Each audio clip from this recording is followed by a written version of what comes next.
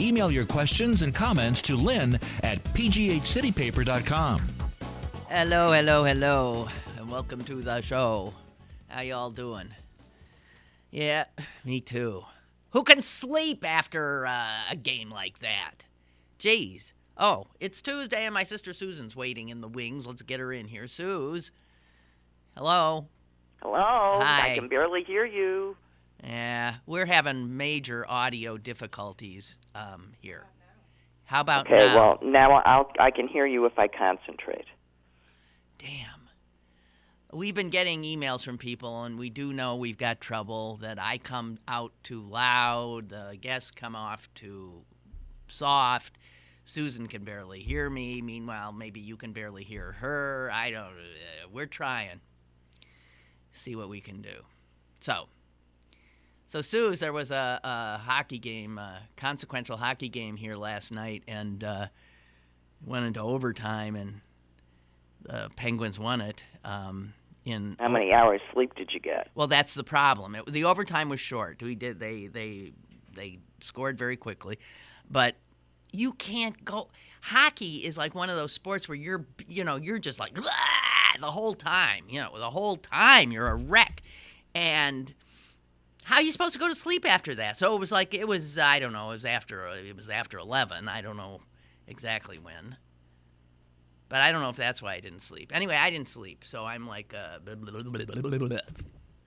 Well, I didn't sleep either, but that's okay. I know. So here we are, sleep deprived, but your Blues are doing okay too. Not that. Yeah, isn't that amazing? They haven't done this well for a long time. Yeah. So that's cool. So here we go.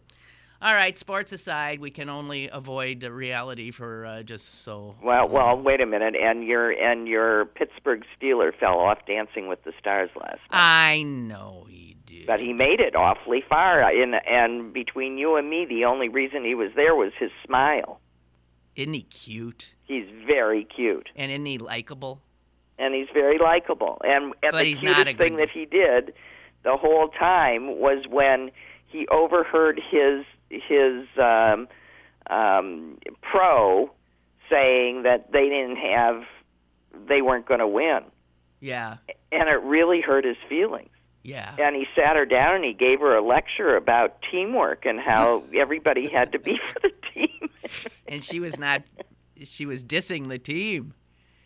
Well, he's not. Well, he was just telling her how his philosophy on life, and they turned around and started doing much better after he gave her the pep talk.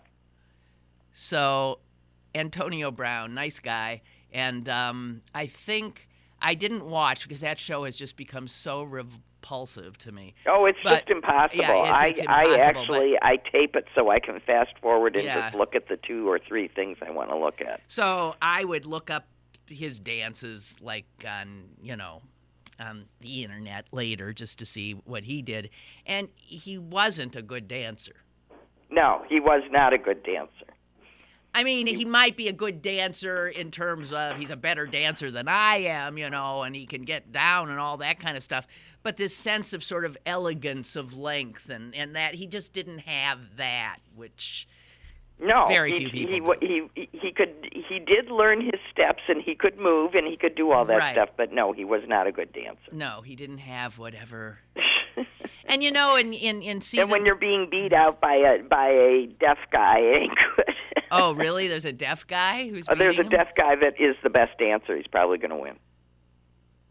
And I mean, he really can't hear anything. Well, then how does he know where the beat is?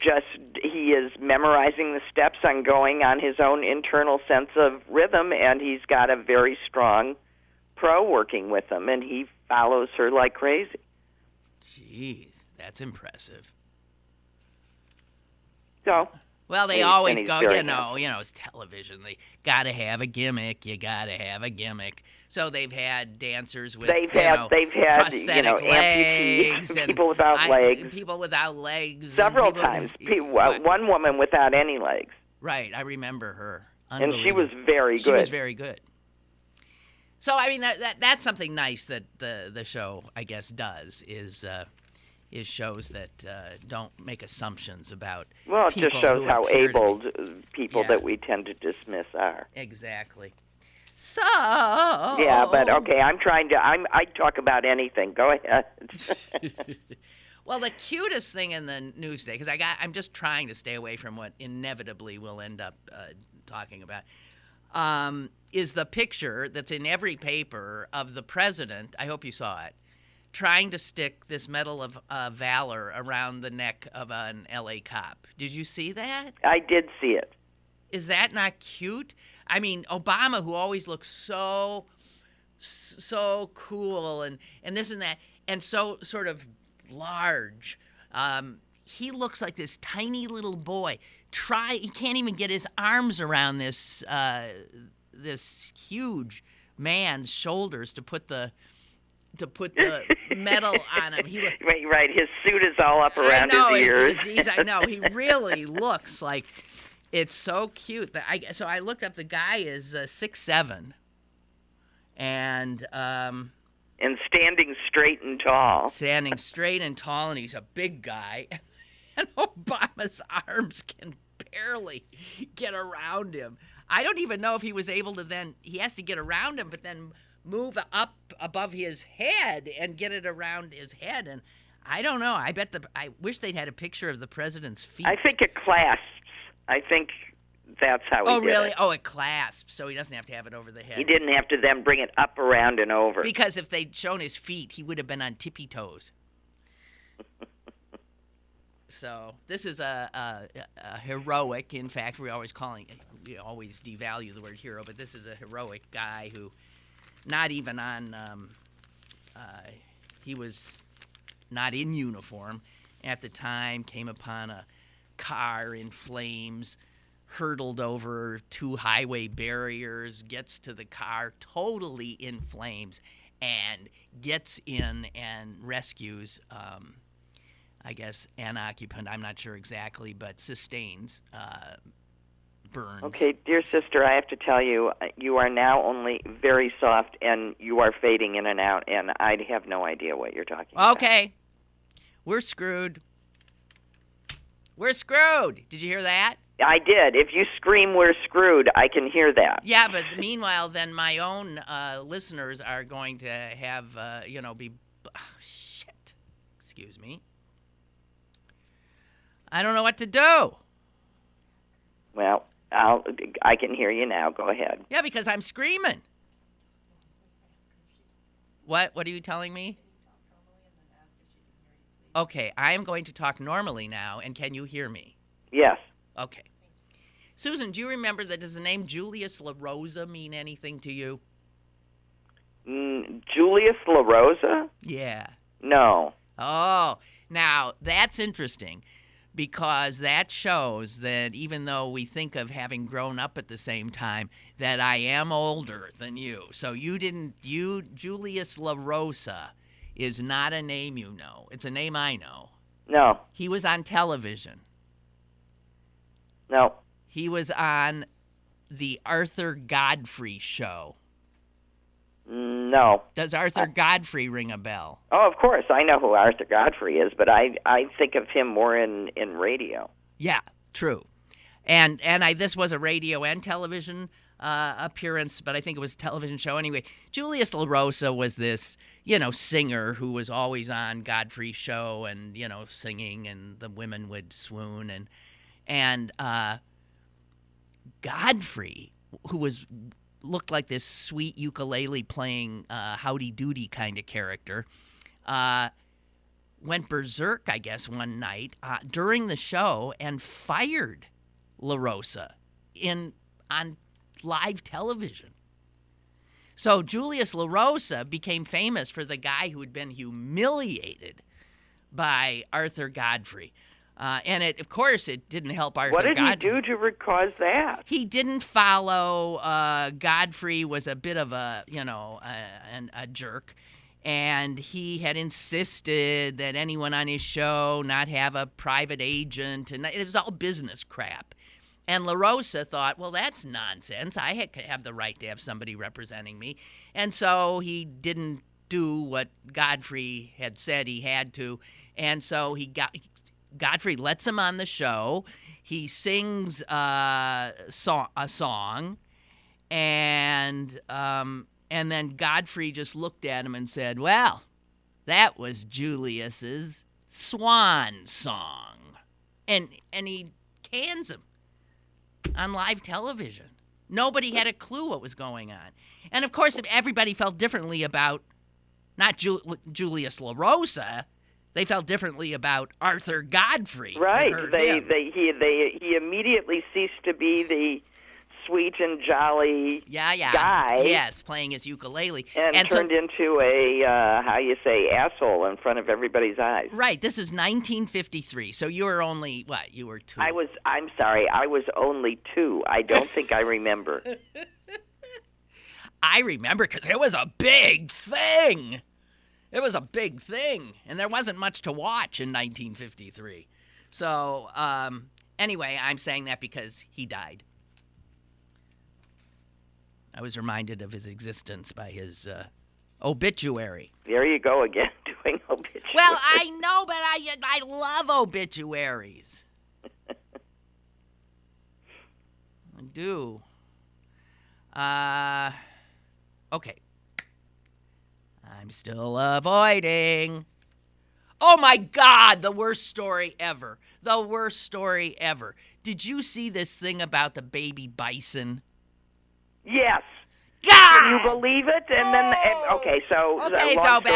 back it up. A foreign couple, I don't know where they're from, father and son, rescue a baby bison in Yellowstone because they thought he looked cold. Okay, and low temperature was 39, going up to 50. They stuck him in the trunk of their car. They stuck him in their car, picked him up, stuck him in the car. They bring him to rangers who, give him a ticket, take the bison, but they had to kill that baby bison because the herd, of course, rejected him, and the mother rejected him because he smelled like people. Says here that his mother rejected him because he had been interfered with by people.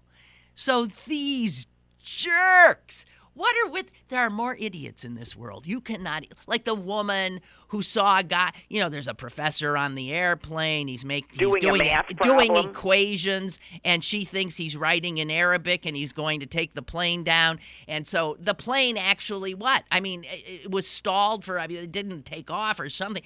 There are more friggin' fools in this world. Busybody jerks. Oh, that little baby bison looks cold. Let's pick him up, stuff him in the trunk, take him to a park ranger. Well, I don't know what you can do. I mean, you don't want to, given that I was just there, let me say, you don't want to have signs everywhere saying, do not touch animals. But you can see people are getting out and getting so close to the buffalo and so close, basically, in our selfie culture, taking selfies with them. But these people really how you can't know. People know that you don't touch a little bird that's fallen out of a nest for the same reason. A lot don't. So anyway, the bison was just named the national mammal. We didn't have one. We got the bald eagle, which is now we got a bison. Now we have bison, same as buffalo. I saw them too. Yeah, did you? Yeah, they're stop and think about that. They don't exist anywhere but right here because, they didn't develop any other place. And are they weird looking or what? They are. Yeah. Not exactly beautiful, but massive. Very massive. And we almost totally killed them off. Wow. Good job. Good job. Okay. Were you on the show when we were talking about the West Point women? Yes. And you did see that I at the time I said, well, we'll hope that they'll look into it and dismiss it, which is exactly what they did. Exactly what they did. The women who had struck a pose with their fists in the air, these are senior black cadets, female, and some jerk, some busybody, hateful jerk, alum, saw the photo and said, "They're doing a Black Power salute." That is an outrage, and it's against West Point rules that you cannot politicize while in blah, blah, blah, blah, blah. So the university said, well, we'll look into it. They looked into it, and here's what the superintendent of the academy said. They were simply taking part in a pre-graduation tradition of recreating historical portraits, and there was nothing political behind their pose. It was intended to demonstrate unity and pride. Thank you, West Point.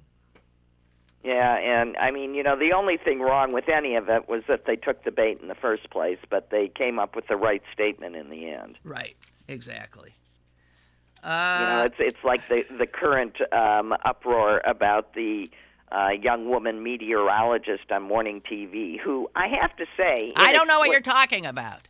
Oh, okay. So there was some local meteorologist, young woman, morning TV, shows up for work in a black sequined spaghetti-strapped dress, and she's doing the mail, and people start doing the weather, and people start emailing in, complaining about basically the spaghetti straps. I would have complained about the fact that she looks like she's showing up after a date. Right, having slept over somewhere. It looks like a walk of shame to me. Right. Because it's inappropriate dress for the hour. Right. It's not morning weather fair. But anyway, phooey on all the people that think they have a right to, call in and talk about a woman's appearance. But here's what the anchor people on that morning did is they ran over and they threw a sweater over her shoulders in the middle of her report. Well, I think that's funny. Well, actually, what she did, because then people started screaming, how dare you shame her like that on TV, she said, they weren't shaming me. They were thought having it was fun. Funny. They God, were, and then she took pictures of them, which showed, of course, that the anchor man was dressed from the waist up and had, like pajama bottoms on in the bottom, or Bermudas on in the bottom, and the anchor lady had fuzzy socks on. You know what, Susan? People live now to take offense. Clearly, people live now to take offense. But here's this poor woman, but I do want to underline that I did find it sort of a, what are you wearing on morning? Well, I look at women on television now at news desks and often wonder, what the hell are you wearing? I have to admit. And I, of course, being early on television when women weren't all that ubiquitous, have letters. I still have tons of letters I got from people commenting on my clothes, my hair.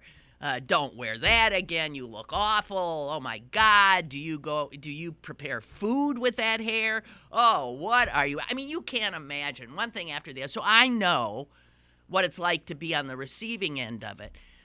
But there's no denying people are going to respond to the way you look. And now women on television used to look sort of, professional. Right, and now they got this thing about wearing the tightest clothes possible at all times. All times. Whether it's appropriate for they managed to make women that must be teeny and weigh nothing. They make them all look fat. I don't know why they're doing this. Well, you don't? Oh, yeah, I guess I do. Yeah. And it makes me crazy.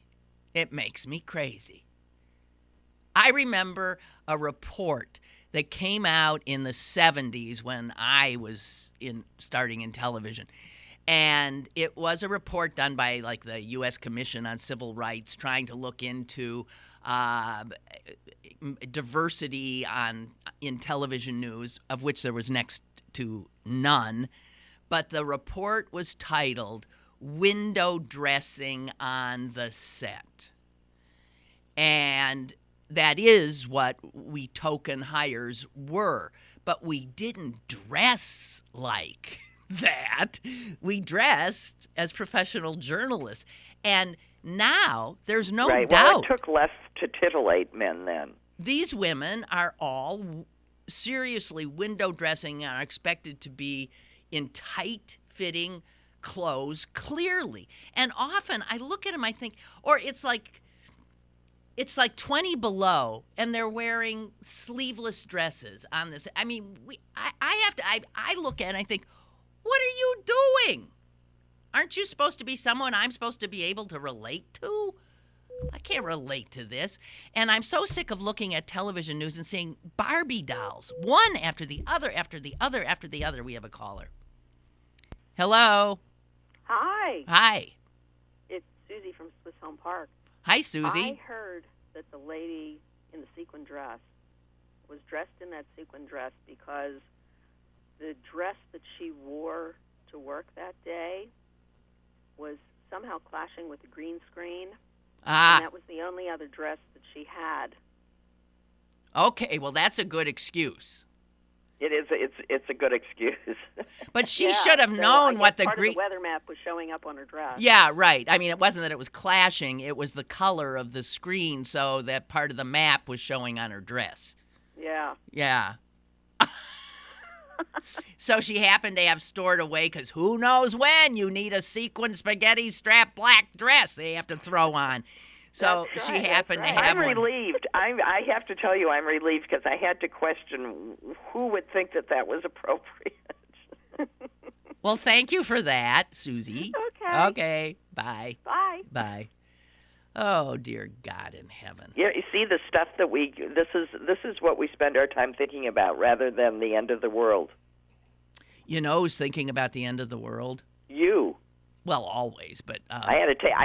We spoke together last night off mic, and I had to take a Xanax by the time we got off the phone. Susan cried uncle. You're making me a wreck. I can't... What were you talking about? Trump, right? You were talking about Trump and how he's going to get elected. I scared the bejeebers out of you. Well, I happened to see right before I came in, former, I don't know, is he still teaching at MIT? Noam Chomsky, who's, he's a lefty. The left adores this guy, Noam Chomsky, political theorist. Listen to him. You think? Oi. First of all, I think he's got it down. He starts saying that, okay, the Republicans have been doing this, and now he says they constitute the most dangerous organization in the world. That's what he thinks. The most dangerous? No, worse. He says the fact of the matter is that today... Well, they're a bigger threat to the country than ISIS is. Well, of course, is that he thinks, though, the world because of who we are. Today's Republican Party qualify as candidates for the most dangerous organization in human history. Okay, then he explains how they got to this point, and he does it, I think, very well. He just reminds us. He said, what we see now in the Republican Party is no different than what we've been seeing since Reagan. He says every time a candidate came up from their base, Bachmann, Santorum, Huckabee, one crazier than the other, every time one rose from their base, the Republican establishment beat them back down to get their own man in, like a Romney, right? To get an establishment figure in. And they succeeded, he said, until this year. This year, the same thing happens, bubbling up from the depths, a crazy person, Trump. And this time, the establishment couldn't stop. The base had grown too strong. So he says the roots of this extremism in the current Republican Party go all the way back to Reagan, and he said, and pulling America to the right, where the parties have shifted so far that, and I agree with this totally, he says that today's mainstream Democrats are Republicans. Are pretty much what we used to call moderate Republicans, right? Well, yeah. Absolutely true. And he says, and the Republicans are just off the spectrum. He said, they've just strode white manfully into Nazi territory, no problemo. You're absolutely right. And he says that the two things that where they are a danger to the world are climate change and nuclear proliferation and militarism. And you know what? He's absolutely right. All right. Well, you brought up the fascists. I just want to read something that Matthew Iglesias wrote, and it's something, as you see America's willingness to forget every troubling thing they know about Donald Trump, right? Or to refuse to hear it. They just dismiss it. I know. So he just points out, he reminds people, you got to remember that the foundation of Trump's rise was racism. Birtherism, right? He was the biggest birther. That wasn't racist. It was totally racist. This black and he refused guy to give it up. Never gave it up. And now we're going to take this guy who lied and lied and lied, trying to bring down the duly elected president of the United States, questioning his legitimacy, his birth, his honor, all this crap. This is the guy that now will succeed him. And he said, and then think of how he launches this campaign this year. Mexicans are rapists and murderers. Look what he said about Muslims. He's a racist. And he has transformed. Here's what Michael Cohen in the Boston Globe says. He has not only taken over. This is a hostile takeover of a major party. A hostile takeover of the Republican Party by Donald Trump. And he has turned it into a white nativist movement. And that, folks, is as nice a way as saying fascists. Right, and isolationists. So, in that regard, Hilary is the hawk. And then start remembering how he, even in that great foreign policy speech he gave, I never even talked about this, how he said his slogan was going to be America First. Right. And see, this is where people don't know anything. America First, I heard that. I thought, are you kidding me? America First is has a fascist history. America First was the group that Charles Lindbergh, I think, headed. That were opposed to it being in World War II, and if we were on the wrong side. That's right. They liked the Germans. That's right. That was America First. And here's Donald Trump. Racism throughout his rise in politics. And he says, that's what we're calling my foreign policy. But meanwhile, on the other side of the story, we got our own problems. I mean, we've got the unions upset because other unions are affiliating with the billionaire environmentalist who opposes the pipeline, so the trade unions are against him and are threatening not to participate in the get out the vote thing. And and we've got Bernie supporters sending hate mail and threats and murder threats to Nevadan committee women who, threatening her grandchildren. Yeah, this is just, it's hard to tell the Bernie people apart from the Trump people sometimes. I agree with that. And Bernie needs to do a lot better at reining them in. And Bernie is doing exactly what Trump did, which is nothing. Yeah. This is not getting a lot of play, I don't think. But, yeah, there has been some behavior on the part of Bernie's supporters that is way, way detrimental, and it's outrageous. I mean, it's criminal. Yes, it is. They're sending death threats. It's one thing. Okay, so you're involved now in the political process, and you think that involves sending death threats to people on the other side? I don't think so. And it's not even on the other side. It was a Democratic committee woman saying she wasn't changing the rules for them. Right, a rule. But I'm saying on the other side, she wasn't on their side. Yeah, Right. within the... And it's true that labor, which has always been a mainstay of the Democratic Party, is split all over the place this time around. Because let's be honest, you say the trade unions. Now, I don't mean to paint with too broad a brush, but the trade unions are overwhelmingly white males. Excuse me? White males. What does that tell you? Those trade unionists were also Reagan Democrats. Those trade unionists are Trump supporters, a whole friggin' bunch of them. I mean, first of all, they're Trump supporters. Second of all, their argument is that they are upset about accepting climate change because they want to build a pipeline. Right. I mean, somebody tell them they can build green energy sources too. It all doesn't have to be, you don't have to kill the world today in order to, it's not all, it's so horrifying. Well, what I was... It's splintered everywhere. That's the scary part. Yeah, right. I haven't had an opportunity to read this for a while. What did you just say, Susan? It's scary everywhere. It's splintering everywhere.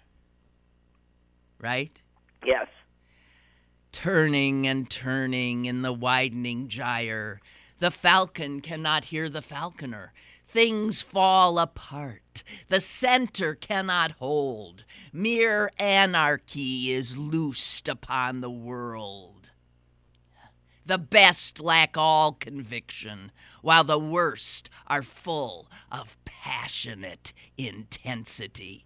Jesus! William Butler Yeats could have been writing that right now. I must have been his muse in utero.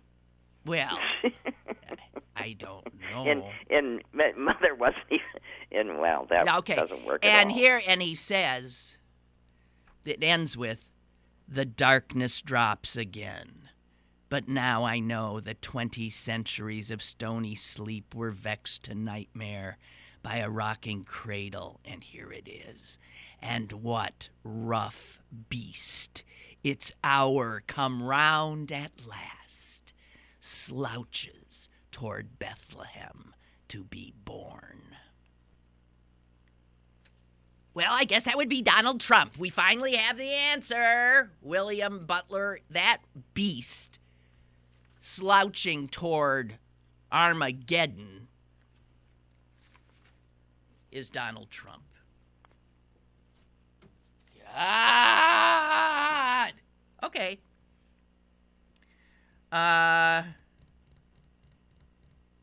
What do we got? What do we have? Nearly half of both people who say they're going to vote for Donald Trump and people who say they're going to vote for Hilary Clinton are not voting for them. They are voting to keep the other one out.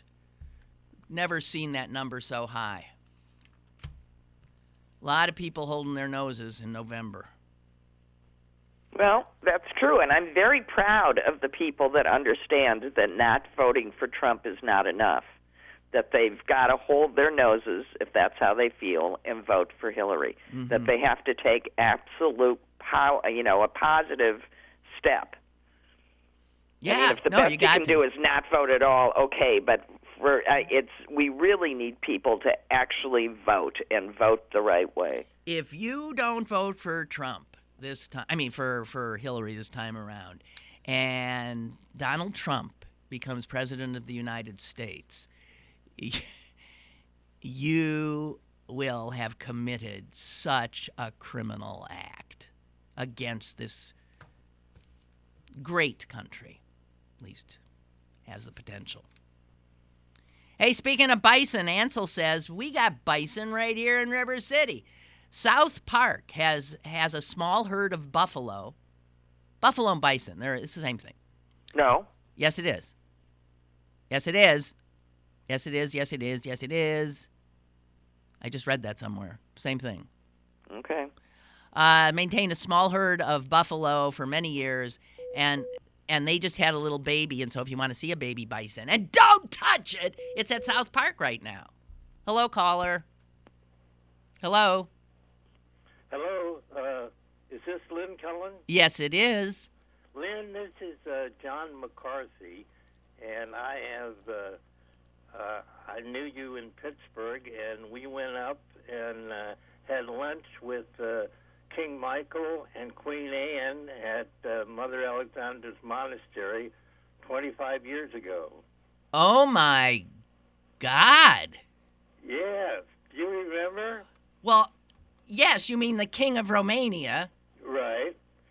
And he is living in Bucharest now, in Romania. Oh, he is. And with his beautiful wife, Anne. What were you doing there? I was doing that because I was a good friend of Mother Alexandra's. Oh, And, God! What and I knew all the sisters there, so I was a friend of the monastery, and I lived with my family in Sewickley and worked in the advertising business in Pittsburgh. Huh. And so I found these two pictures, one of you and Michael and Anne, and one with Stefan, who was the oldest son of Mother Alexandra. Yes. And he's since passed. Oh. And I was going to Oh, I would love that. How wonderful of you. The only thing I have from that wonderful experience was I have the business card of the aide to the king. I have his business card. She was a young girl, wasn't Oh, was it a girl? I can't even. I don't remember. But I do have that card still. But remember the luncheon? We had all the nuns were there, and yes, Father Roman was yes, there. Yes, and it was just a wonderful day. And these pictures of you are great. Oh, and, wow! I'd love to have them. So I was going to send them. I'm living in Fort Lauderdale, Florida now, and I was going to send them to WTAE radio. No. I found out there's no longer any WTAE radio. No, much has happened. Much has happened. You could send them to. Do you have something to write something down? Excuse us for a second. Pittsburgh City Paper. All right. 650 Smithfield. 650? Yep. Smithfield Street? Yep. And that's the zip is 15222. Or it might be 220. Okay. I wrote you a letter. This is before I would try to get a hold of the station, and this was the little note I sent you. Dear Lynn, thought you might get a kick out of these pics. I'm sending to TAE with hope that they will send one. Anyway, I'll send. Oh, thank you. As far as I know, the king and queen are living in Romania, Bucharest. Which is in the palace in Bucharest, and the Romanian constitution provides ex-heads of state a suitable place to live for life. And then I asked you, did WTAE give you the same deal?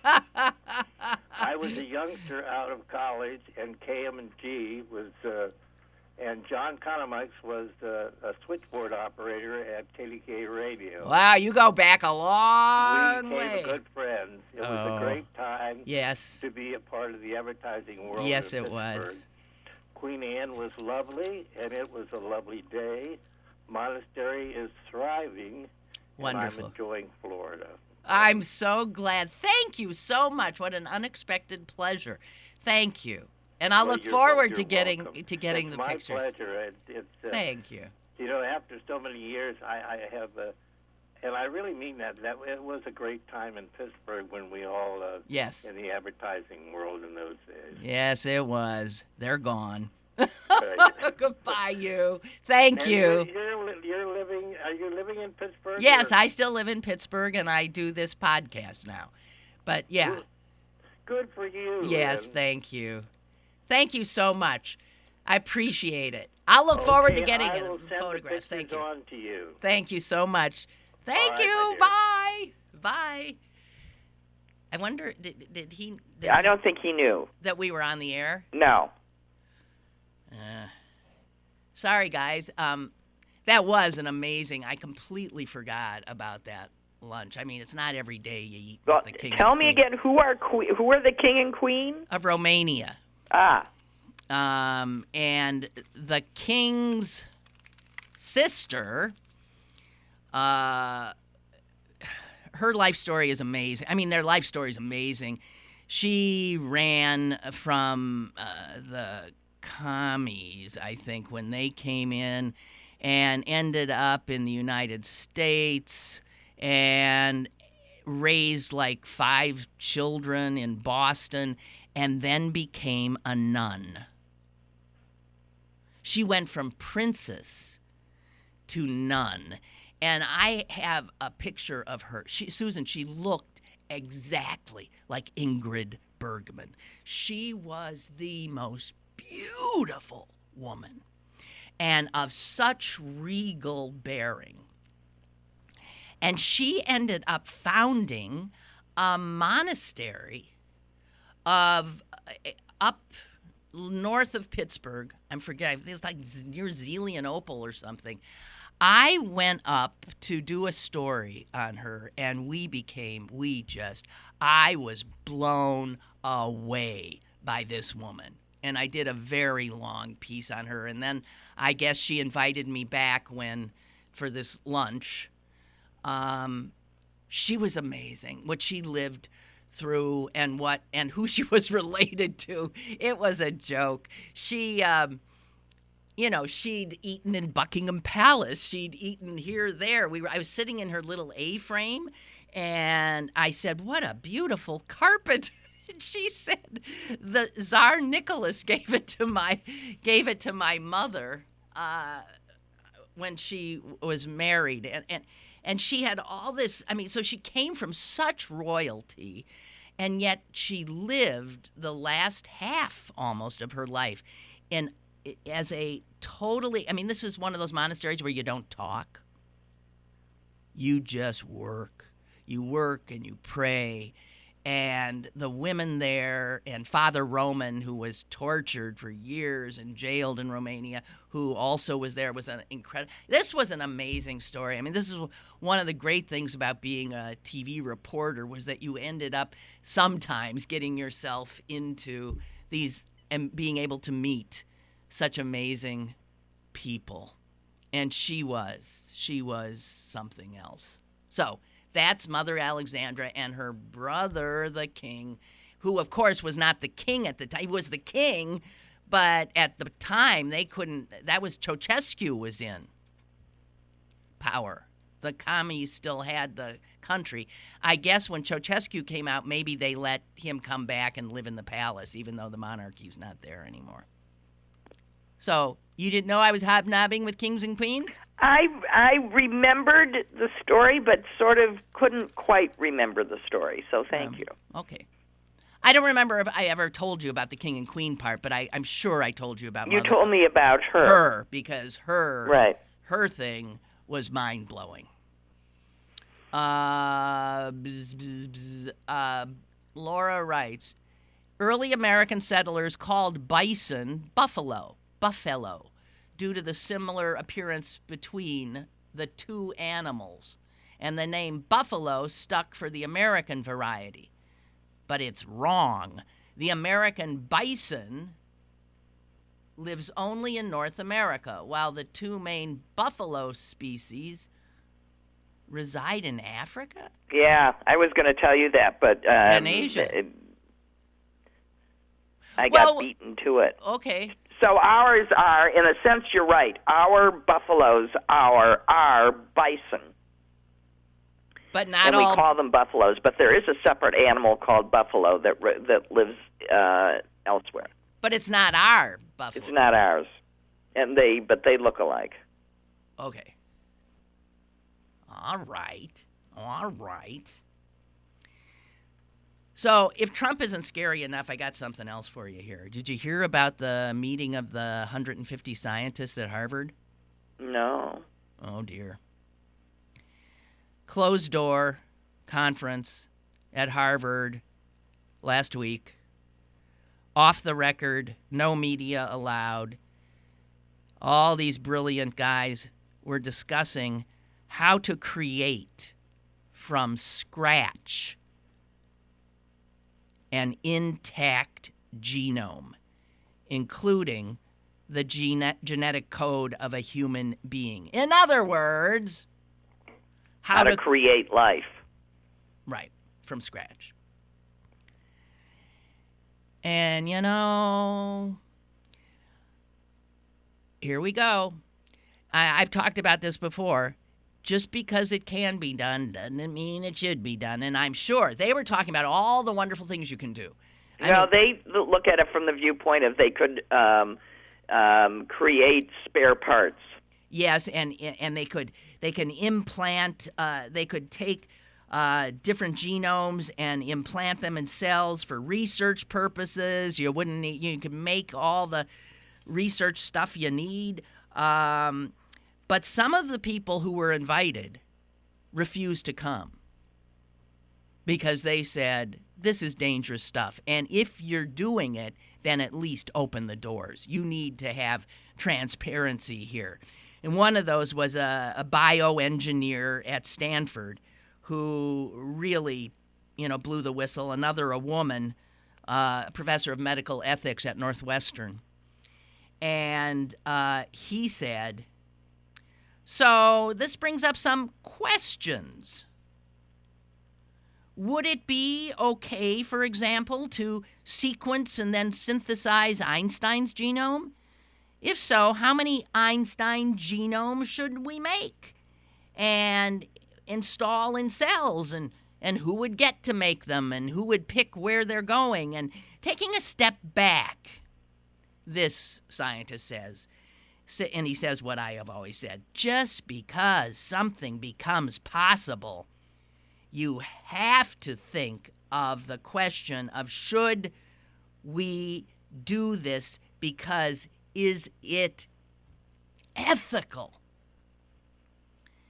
And so this is what's going on, and I assure you, we're well on the way, guys.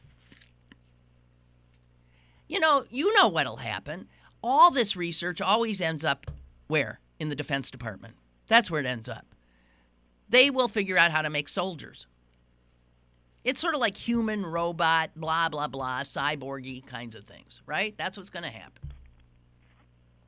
Unbelievable. 150 scientists, closed doors, no media, at Harvard. How do we make a human being? Because they can do it now. Yeah, they can. That sort of puts the stem cell debate out. But, Yes, there are right. people that don't like stem cell research for exactly the same reasons that you're citing. They feel it is, somehow basically immoral. And I keep thinking, yeah, but if we could cure diabetes, if we can, cure some of these illnesses, why not?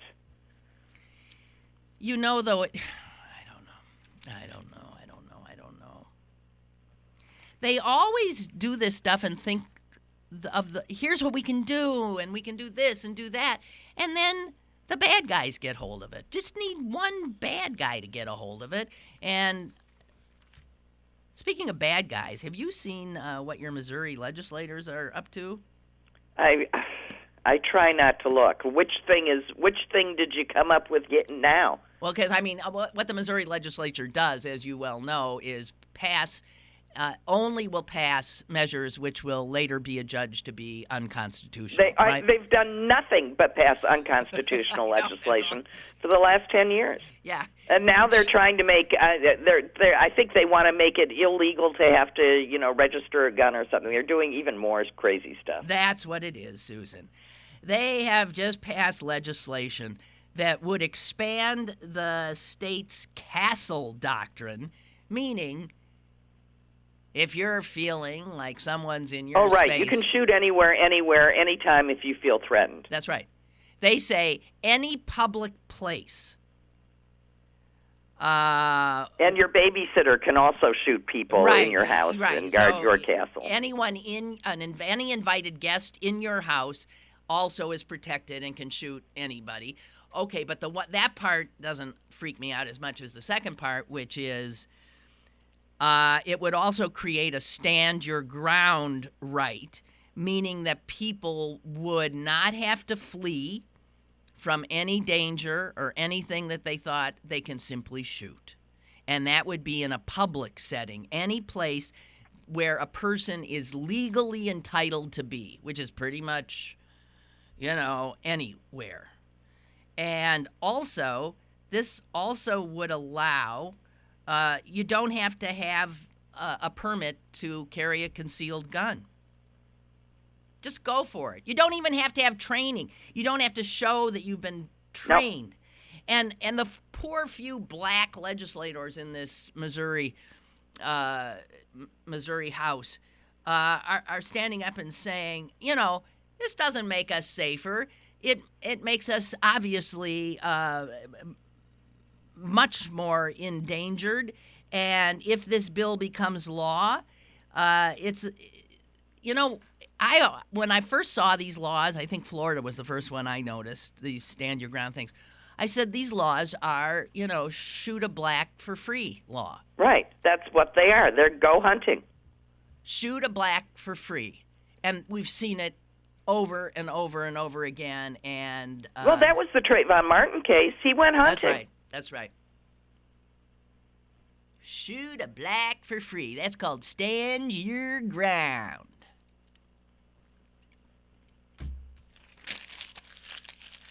And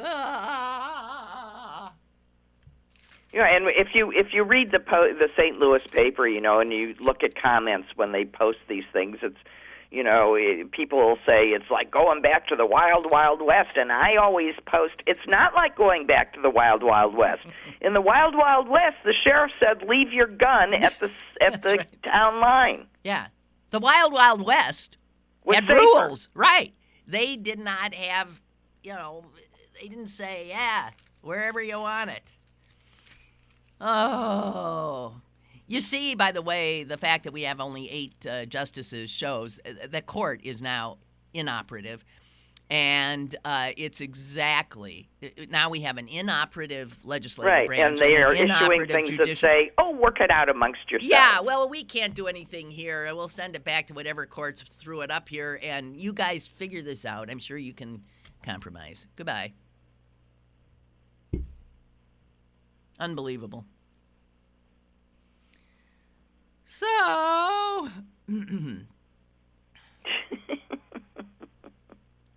are you going to watch Megyn Kelly's interview with Sir Trump? No. I am not. No, I'm not either, and no one should. Watch it on YouTube later if you must, but do not tune into that program. No, we're feeding the beast.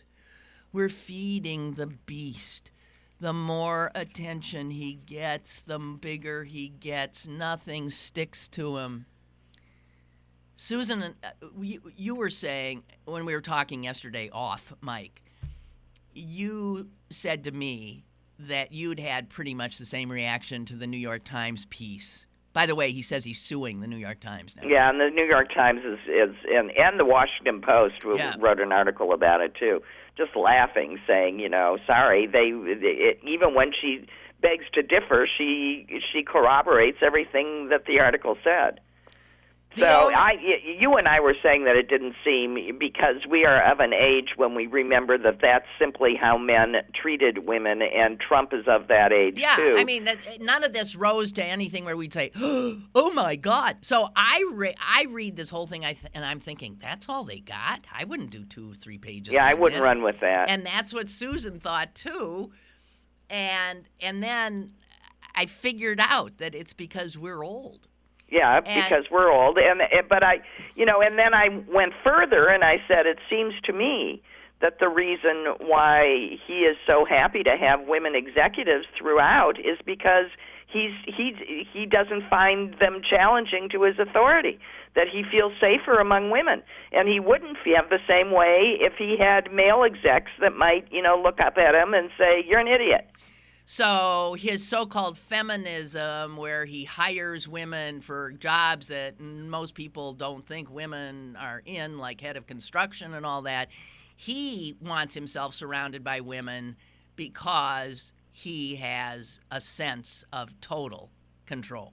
Right. I think what I said to you is the only thing better to Donald Trump than yes men are yes women. Mm-hmm. Right. So,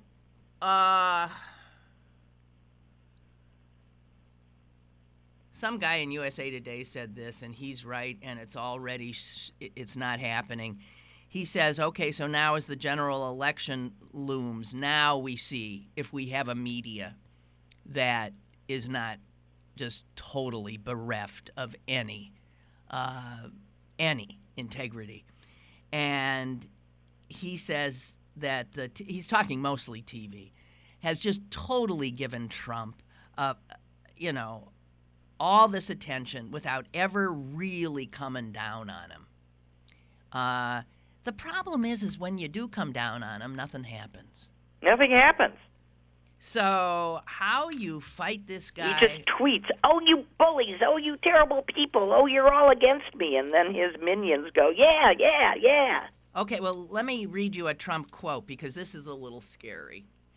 This shows that this seemingly sort of off-the-cuff, shoot-from-the-lip campaign of his is very carefully worked out in his head, and he clearly has a head for this, for branding.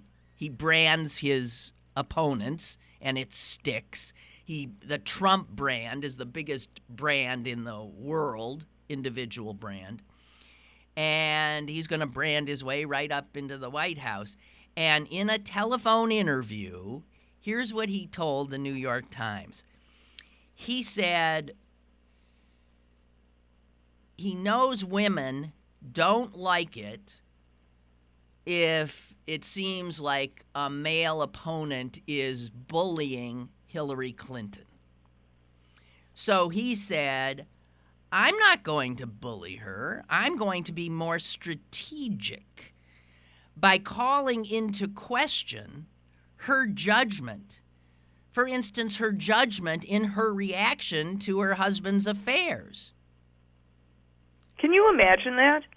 I mean, this is a guy that's cheated on 3 wives and cheated on the people that he cheated on with, exponential times.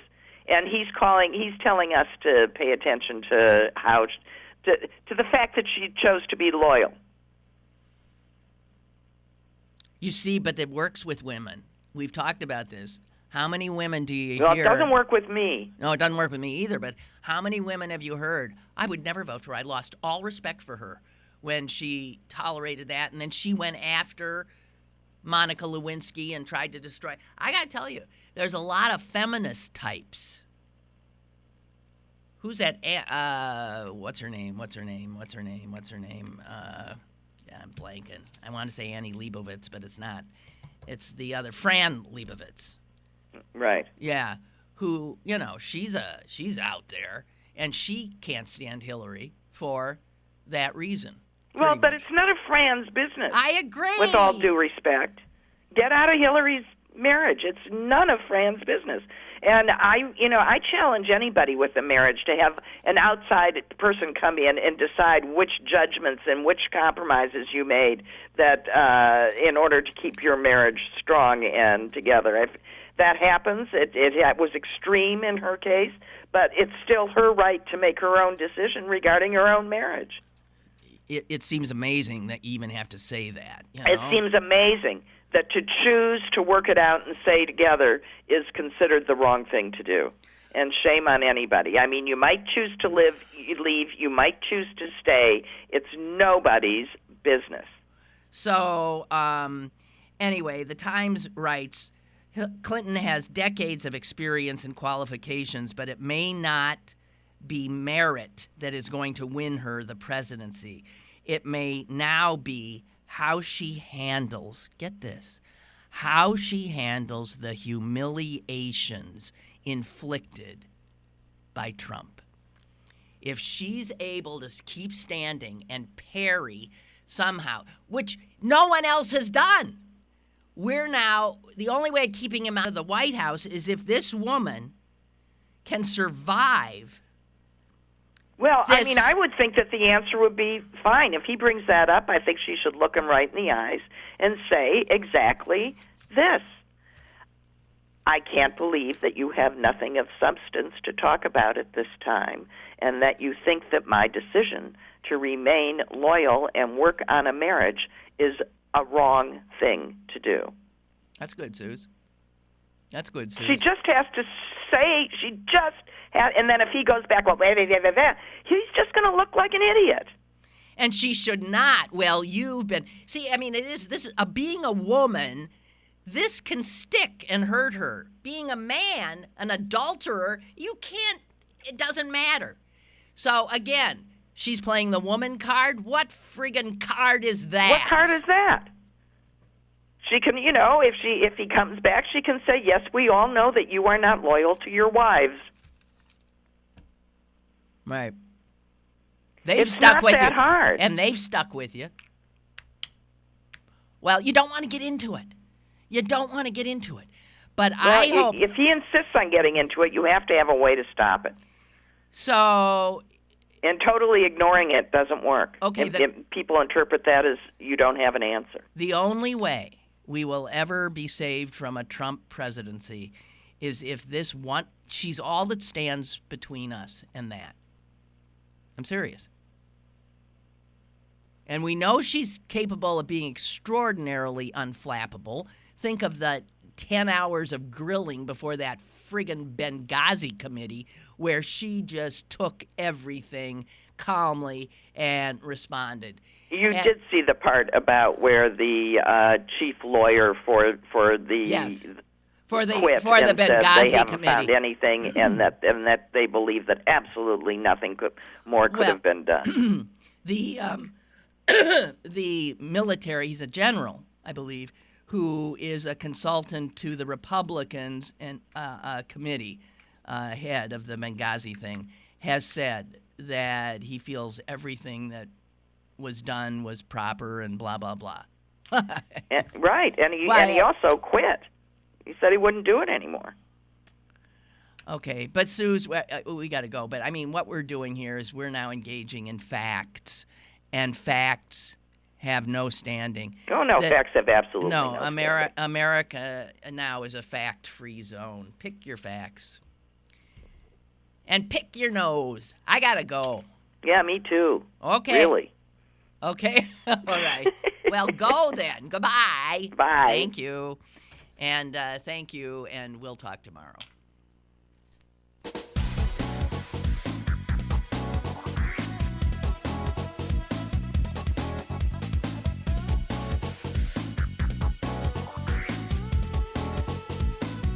Lynn Cullen Live, Monday through Friday from 10 a.m. to 11 a.m. and archived at pghcitypaper.com. The opinions expressed on Lynn Cullen Live are those of the host and do not necessarily reflect the viewpoints of Pittsburgh City Paper, Steel City Media, and its advertisers.